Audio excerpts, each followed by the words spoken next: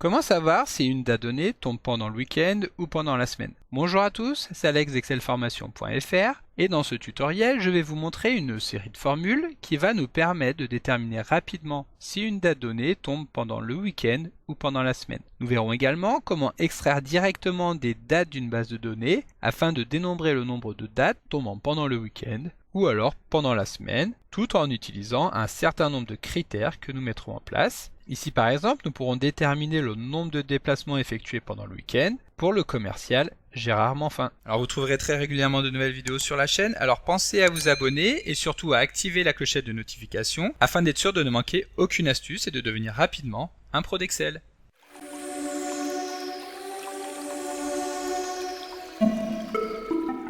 Comme d'habitude, si vous voulez être sûr de bien comprendre tout ce que nous allons voir dans le cadre de cette vidéo, vous pouvez télécharger le support de ce cours ainsi que son corrigé en suivant le lien disponible dans la description de la vidéo, ce qui vous permettra de réaliser les opérations en même temps que moi pour bien comprendre tout ce que nous allons voir dans cette vidéo. Alors comme nous venons de le voir à l'instant dans l'introduction de cette vidéo, nous allons maintenant voir comment déterminer si une date donnée tombe ou pas un week-end. Et pour illustrer ce tutoriel, nous allons utiliser la mini base de données que nous avons actuellement à l'écran, dans laquelle nous retrouvons une liste de tous les déplacements effectués par le personnel d'une entreprise, avec le nom du commercial, ainsi que la date du déplacement. L'idée sera donc de déterminer dans la colonne « et week-end » si effectivement le déplacement a eu lieu pendant un week-end, c'est-à-dire samedi ou dimanche. Bien entendu, pour déterminer si une date donnée tombe en semaine ou en week-end, nous allons tout d'abord devoir déterminer le jour qui correspond au sein de la semaine. Et pour cela, nous allons pouvoir utiliser une fonction que nous avons déjà utilisée à plusieurs reprises au cours des tutoriels précédents. Il s'agit de la fonction joursum, qu'ici nous l'appelons JOURSEM. Cette fonction attend deux arguments. Tout d'abord, l'argument numéro de série correspond à la date pour laquelle nous souhaitons obtenir le numéro du jour au sein de la semaine. Il s'agit bien entendu de la date que nous retrouvons dans la colonne date déplacement. Ensuite, nous en arrivons au deuxième argument, type de retour, qui permet de spécifier le type de semaine à utiliser en fonction des jours de début et de fin. Ici, nous allons vouloir utiliser une semaine classique, c'est-à-dire pour laquelle le premier jour sera le lundi et le dernier jour, donc le jour numéro 7, sera le dimanche. Donc nous saisissons la valeur 2. Ensuite, nous fermons la parenthèse et nous pouvons valider. Et maintenant, Excel nous retourne bien donc le numéro du jour au sein de la semaine. En sachant que les jours du week-end, donc le samedi et le dimanche, nous renverrons donc des valeurs respectives de 6 et 7. Pour déterminer maintenant s'il s'agit d'un jour de week-end, il suffira donc de modifier cette formule afin de déterminer si cette valeur est soit supérieure ou égale à 6. Donc si la valeur que nous récupérons est supérieure ou égale à 6, alors nous pourrons afficher week-end dans la cellule. En revanche, lorsque ce ne sera pas le cas, c'est-à-dire que cette valeur sera comprise entre 1 et 5, dans ce cas, nous afficherons semaine entre guillemets. Ensuite, nous pouvons valider, et maintenant Excel nous retourne bien les valeurs que nous lui avons demandées, c'est-à-dire nous afficher week-end lorsque le déplacement intervient un samedi ou un dimanche, et semaine dans le cas contraire. Voilà, donc maintenant que nous avons vu comment déterminer rapidement si une date tombe en semaine ou en week-end, nous allons pouvoir dénombrer très rapidement le nombre de déplacements effectués uniquement sur les samedis et dimanches. Pour cela, il nous suffira en effet d'utiliser la fonction NBC qui permet d'effectuer un dénombrement de cellules en fonction d'un critère donné. Cette fonction attend deux arguments. Le premier argument, plage, correspond donc à la plage des cellules sur laquelle nous allons vouloir effectuer le test. Il s'agit ici des cellules de la colonne et week-end sur laquelle nous allons donc déterminer s'il s'agissait effectivement d'un déplacement le week-end ou la semaine. Le deuxième argument, critère, va correspondre au critère qui va nous permettre d'effectuer ce dénombrement. Ici, nous allons vouloir dénombrer uniquement les cellules pour lesquelles la valeur est égale à week-end. Week-end étant un texte, nous le saisirons donc entre guillemets. Ensuite, nous pourrons fermer la parenthèse et valider. Et ici, Excel nous informe qu'il y a eu 38 déplacements sur l'ensemble de notre base de données qui sont intervenus sur des week-ends. Alors maintenant, imaginons que nous souhaitions réaliser exactement le même calcul, mais sans utiliser de colonne de traitement intermédiaire, donc sans cette colonne et week-end qui nous a donc poussé à créer un calcul supplémentaire. Pour cela, nous ne pourrons pas utiliser la fonction nb.si, étant donné que celle-ci ne permet d'effectuer que le dénombrement d'une plage existante. À la place, nous utiliserons plutôt la fonction SUMPROD que nous détournerons de son usage classique pour effectuer des calculs de type base de données, comme nous avons pu l'utiliser lors d'un tutoriel dédié à cette fonction très puissante. Pour effectuer ce calcul, nous allons commencer donc par appeler la fonction SUMPROD, puis à l'intérieur de celle-ci, nous allons venir saisir le critère de sélection, lequel sera exactement le même que celui que nous avions saisi ici, à savoir que nous allons appeler la fonction jour-semaine afin de déterminer le jour qui correspond au déplacement en utilisant un type de retour égal à 2. Ensuite, nous allons vouloir regarder si cette valeur est supérieure ou égale à 6.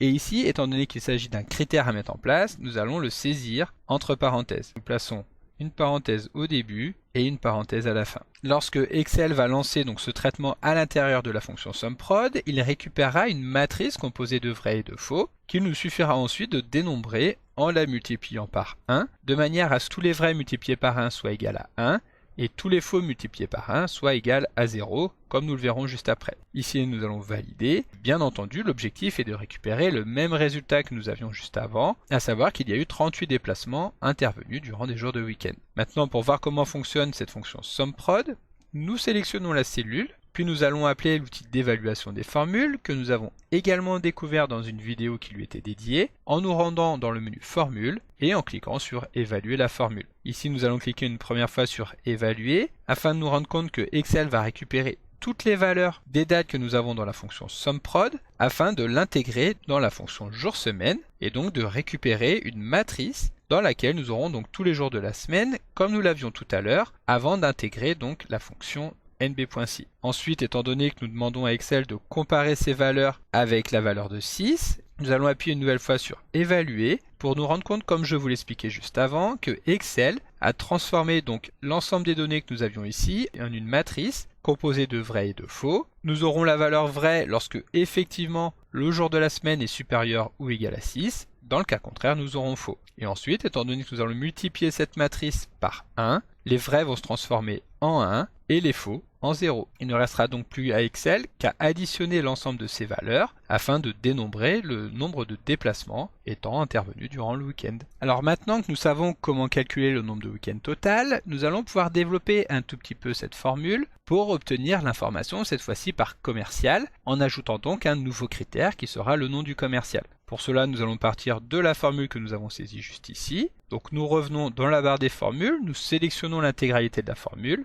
et nous allons la copier en effectuant un CTRL-C. Ensuite, nous revenons ici dans la cellule I9 dans laquelle se trouve donc le calcul du nombre de week-ends de Eleonore Marolex et nous allons venir à nouveau dans la barre des formules afin d'appuyer sur CTRL-V pour coller la formule. Comme nous l'avons vu, nous allons ajouter ici un deuxième critère que nous allons donc multiplier avec le premier que nous avions mis en place juste avant et que nous allons ici venir saisir entre parenthèses. Ici c'est très simple, étant donné que nous voulons vérifier le nom du commercial, nous allons tout simplement récupérer la colonne avec les noms de ces commerciaux et vérifier que celui-ci corresponde effectivement au nom du commercial situé sur la ligne en cours. Ensuite nous pouvons valider. Excel nous calcule ensuite le nombre de déplacements par commercial étant intervenu un week-end. Et ensuite, si nous voulons en connaître le total, il suffira d'ajouter une ligne totale en effectuant un clic droit et en cliquant sur ligne des totaux. Ici, nous allons demander à Excel d'effectuer une somme de l'ensemble de ces valeurs. Et comme vous pouvez vous en douter, nous retrouvons donc bien eu 38 déplacements au total. Maintenant, pour calculer le nombre de déplacements étant intervenus en week-end,